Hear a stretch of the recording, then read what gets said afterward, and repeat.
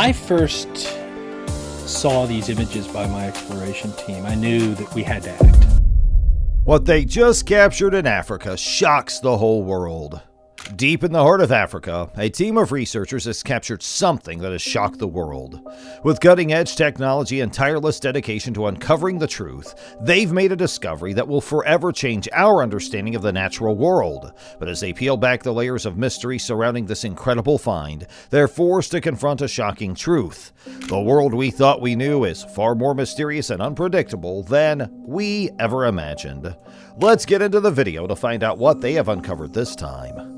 Strange objects have been discovered in Africa, and it is not apparent how they came to be or how they continue to live. This raises some interesting questions.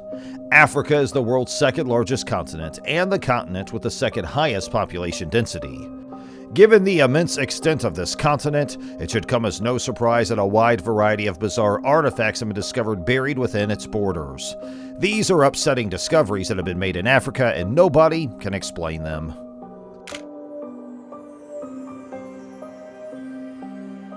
The fossils of Homo naledi, numbering in the hundreds, represent the greatest find of its kind in Africa.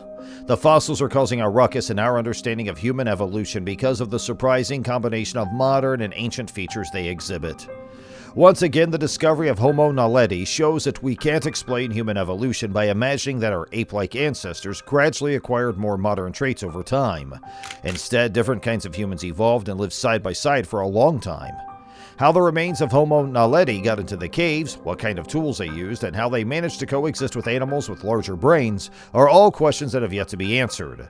Only in the cradle of humankind, World Heritage Site in South Africa, around 40 kilometers from Johannesburg, have any Homo naledi fossils been discovered. Cavers made the initial discovery of Homo naledi in a dark, nearly inaccessible chamber in the Rising Star Cave system. More than 1,500 fossil bones from infants to senior adults were recovered by an excavation team led by paleoanthropologist Lee Berger.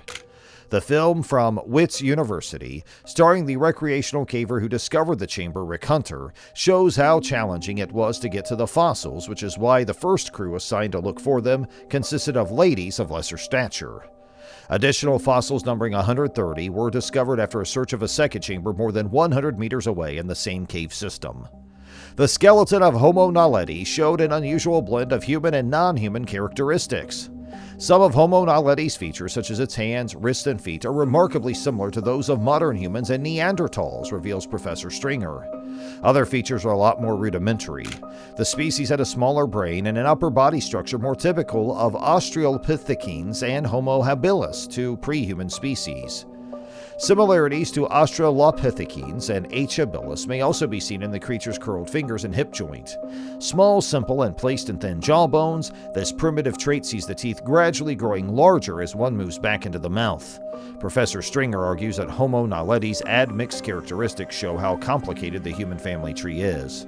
Taken as a whole, Homo naledi's skeleton implies it moved upright on 2 feet, with contemporary gait and a powerful, effective long-distance stride. Perhaps it inherited the ability to climb and hang from trees as a more ape-like predecessor, as evidenced by its shoulder position and the structure of its fingers. Where exactly was Homo naledi found? Whether or not if Homo naledi was a purely southern African species is unknown because it has only been discovered in 2 locations inside a single cave system. If it was more common than previously thought, researchers might have to reevaluate other small fossils found across Africa that have been previously assigned to a dwarf version of Homo erectus. The age of Homo naledi is shockingly low. The dating of the Homo naledi fossils was a lengthy process. Scientists were taken aback by the 2017 report of their age, which ranged from 236,000 to 335,000 years old. This is astonishingly young for a species that still exhibits primitive characteristics found in fossils about 2 million years old, adds Professor Stringer. Despite the relatively recent age of the Homo naledi fossils, the species' morphology implies it may lay near the origin of the genus Homo in evolutionary terms, suggesting that this is a relic species maintaining many primordial features. The low age indicates that Homo naledi was coexisting with other large-brained people, including Homo sapiens, on the African continent. The Dinaledi chamber, where they were discovered, is 80 meters from the nearest known entrance or opening of the surface, thus it has likely always been in the dark.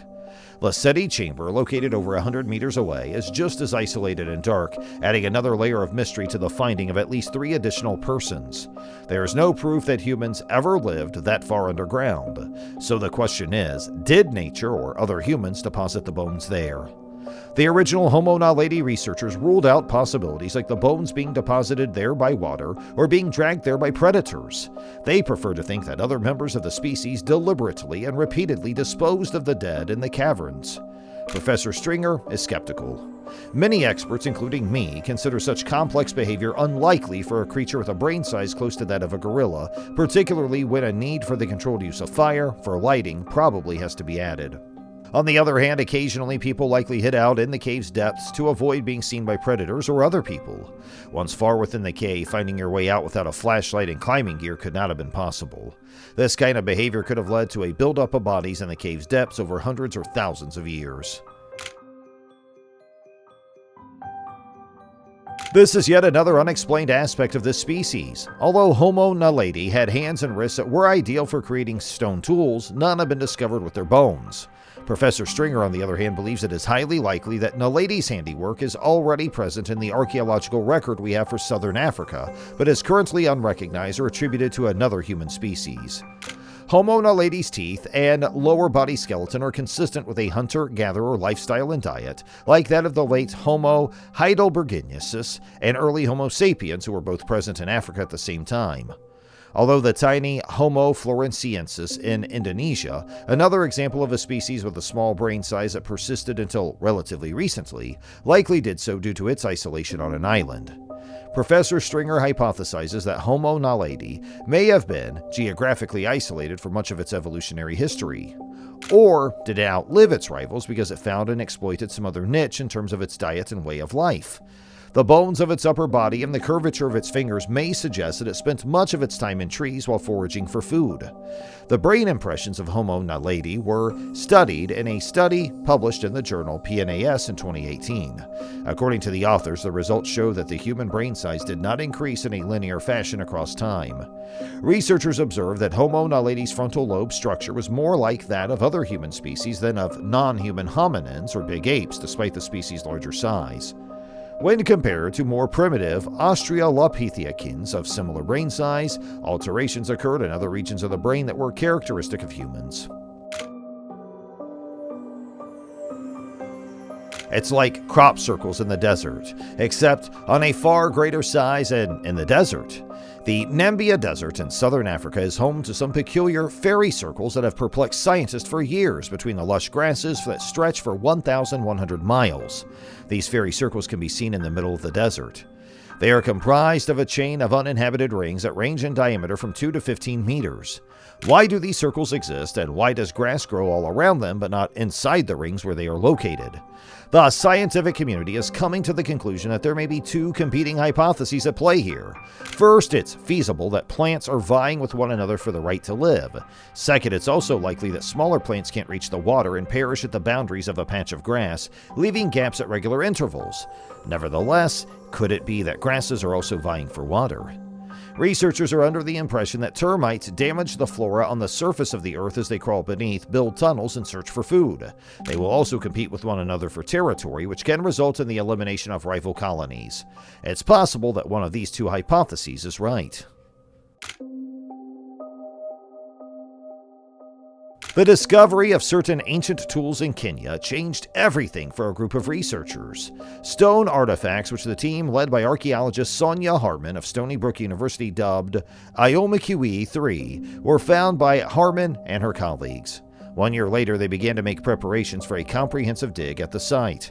They discovered at least 20 objects on the surface, including flakes and anvils, in addition to the 130 that were already there. It seemed as though the amazing instruments were crafted and then dumped right there on the premises. There were no human remains or animal remains found in the area that had marks consistent with those left by a weapon. These tools are estimated to be 3.3 million years old, which places them 700,000 years ahead of the earliest tools that have ever been found. However, no one is aware of their original function. Just when you thought geologists had found all the diverse kinds of stones and rocks that the world had to offer, Sierra Leone, which is located in West Africa, has a lot to offer. Angelo Pittoni, a geologist and archaeologist, discovered in the year 1990 that a mysterious bluestone had been found in soil that dated back to 12,000 BC. The fragments were transported to laboratories in Germany, Rome, Utrecht, Geneva, and Tokyo, but no one was able to identify the mysterious substance that was being referred to as the sky blue stone. What they were able to agree on, however, is that it was unique in comparison to anything else they had ever seen, and that it was in no way comparable to any rock. It couldn't be natural, could it? They were successful in discovering that it is made up of oxygen, sodium, calcium, carbon, and silicon, which gives it a composition that is comparable to that of things that are manufactured by humans, such as stucco or concrete. It has been determined that the mystery stone can only be found in soil layers that were deposited 12,000 years ago or earlier, which suggests that it is a product of an ancient civilization that has not yet been located. Before a few thousand years ago, the Mega Chad Lake was the largest in Central Africa. If it still existed now in the same volume, it would be the largest lake in the world. The limits of this body of water were highlighted in a satellite photograph that was made available by NASA. This body of water, which was known as Mega Chad, extended throughout the region that is today occupied by the Sahara Desert and covered an area that was equivalent to 390,000 square kilometers. The experts estimate that it took the lake 200 years to reduce its size to its current level of 350 square kilometers. As of right now, people living in Niger, Nigeria, Chad, and Cameroon are aggressively pumping water out of it, and as a result, the lake is continuing to dry up. 2015 was the year that scientists published their findings regarding the length of time it took for the old lake to diminish to its current size.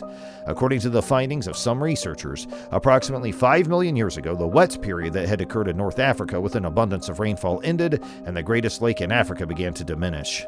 The region now known as the Bodeli Basin was once submerged underwater thousands of years ago. According to the findings of the experts, there was some trace of moisture present approximately 1,000 years ago.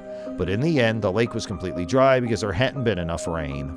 To this day, Bodel is the single most important contributor to the dust that travels over the Atlantic Ocean on the winds and has a positive impact on the Amazon rainforest. Each year, almost 200 million metric tons of dust and sand are carried by the wind from the Sahara to the Amazon rainforest, but approximately 15% of this total mass is instead deposited in the ocean. Despite this, the remaining 150 million tons make it to the Amazon and help to restore the soil there with nutrients such as 20,000 tons of phosphorus, which the Amazon desperately requires. That is the amount that is carried by the river into the ocean every year. That's all for the video today, but we'll be right back with more soon. So please don't forget to give this video a thumbs up and subscribe to our channel.